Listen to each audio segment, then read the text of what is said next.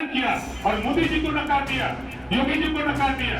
हमारी पार्टी ईमानदारी से जहां जो लड़ा उसको वोट दिया और गठबंधन के तमाम पार्टियों के नेता गठबंधन धर्म निभाना नहीं जानते, ऐसे लोगों को भी सबक सिखाने की जरूरत है कि आप बोलना सीखो, तब इनको समझ में आएगा। अब तो हम पूरी बगावत करेंगे। देखिए मांगो उसी से जो दे दे खुशी से और कहेगा किसी से। तन पर झक सफेद कुर्ता, कुर्ते के ऊपर पीले रंग वाली सदरी और गले में पीले रंग का गमछा। चेहरा ना भी दिखाएं तो भी आप पहचान जाएंगे ये सुभाषपा अध्यक्ष ओम प्रकाश राजभर हैं। पहचान नहीं बदली है, लेकिन परिस्थितियों के मुताबिक बयान जरूर बदलते रहे हैं। नतीजों के बाद एक बार फिर इनका बयान सुर्खियों में है, क्योंकि इस बार हार का ठीकरा बीजेपी पर फोड़ते हुए कह रहे हैं कि जनता ने मोदी और योगी को नकार दिया है। आप बोलना सीखो, ताव से बोलो, क्या बात करते हो।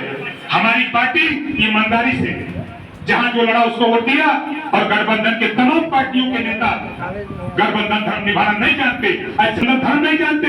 एक नेता का निर्देश हमारे हुआ, हम लोगों ने अक्षरशः उसका पालन किया और मोदी जी को नकार दिया, योगी जी को नकार दिया। राजभर ने मंच से ही धमकी भरे लहजे में कहा, हम पूरी बगावत करेंगे, मंच से ही बता देंगे कि किसको वोट देना किसको नहीं देना है। ऐसे लोगों की भी हम दवाई करने जा रहे हैं जो मंच पर लच्छेदार भाषण देते हैं और गाड़ी में बैठकर अपने लोगों से कहते थे कि इधर नहीं उधर वोट देना। ऐसे लोगों को भी सबक सिखाने की जरूरत है कि आप बोलना सीखो, तब इनको समझ में आएगा। अब तो हम पूरी बगावत करेंगे। देखिए जो लोग आ गए मैदान से, संजोग से भेंट हो गई, तो मंच से कांशीराम जी की तरह मंचवर से बता देंगे, इसको वोट मत देना, इसको हरवा देना। सही कह रहा हूं। आने को टाइम हम इंतजार कर रहे हैं ऐसे लोगों को भी हम दवाई करने जा रहे हैं। जो लोग भाषण तो बड़ा लच्छेदार मारते थे और गाड़ी में बैठ के अपने लोगों से कहते थे कि नहीं इधर नहीं उधर वोट देवे के, ऐसे लोगों को भी हम लोग चिन्हित कर लिए। हम ऐसे लोगों को भी खोज रहे हैं, चाहे हमारा प्रधान हो, चाहे जिला पंचायत हो, चाहे कोई हो, चाहे अधिकारी हो, ऐसे लोगों को भी हम चिन्हित कर लिए हैं और दवाई करने जा रहे हैं। ठीक है, और आप लोगों से कहूंगा, ऐसे लोगों के खिलाफ कार्रवाई जब हो तो फिर आगे आप मत आना। राजभर आगे कहते हैं कि अभी 3 साल तक सत्ता में रहूंगा, तब तक इतनी पावर बना लेंगे कि बीजेपी से 25 से 30 सीटें ले लेंगे। अपने कार्यकर्ताओं के सामने अपना टशन दिखाते हुए कहते हैं कि सैया भय कोतवाल तो डर काहे का। अब बढ़िया है कि 3 साल सरकार में रहूंगा। अभी तो सरकार 3 साल रहेगी ना, और तब तक हम लोग वो पावर बना लेंगे कि भारतीय जनता पार्टी से और सीट ले लेंगे। अभी तो 17 दूसरे से लिए थे, यहाँ चाहते हैं कम से कम 25 से 30 सीट वाला। अब इधर नेता तैयार है लड़े वाला। सही रहेगा कि नहीं सही रहेगा? एकदम। अब कोई नेता हमारा अगर दबा तो ये समझ लेते हैं कि वो मुर्दा नेता है, उसका नाम रख दिया जाएगा मुर्दा नेता। अब दिल खोल के एकदम, जब सैया भय कोतवाल तो अब डर काहे का। चुनावी नतीजों से अलग राजभर अपने कार्यकर्ताओं को ये भी मंच से बता गए कि माल कैसे आएगा। सुनिए क्या बता रहे हैं। मैं 2012 का चुनाव लड़ा, चुनाव हार गया। हारने के बाद घर में दाल नहीं, आटा नहीं, चावल नहीं। फिर मैं सोचा कि अब कैसे पार्टी चले।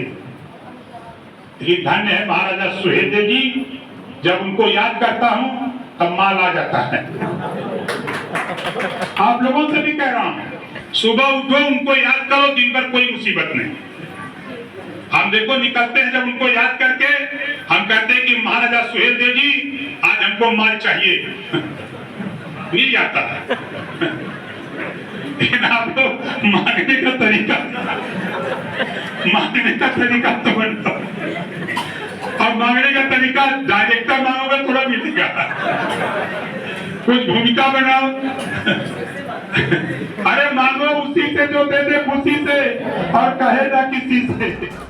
राजभर का ये खुलापन और ये बिंदास अंदाज उनके कार्यकर्ताओं को भले ही भाता हो, लेकिन यूपी में इनका जिनसे सियासी नाता है उन्हें शायद पसंद ना आए, क्योंकि बीजेपी अभी तो अपनी सीटों पर हार की समीक्षा कर रही है।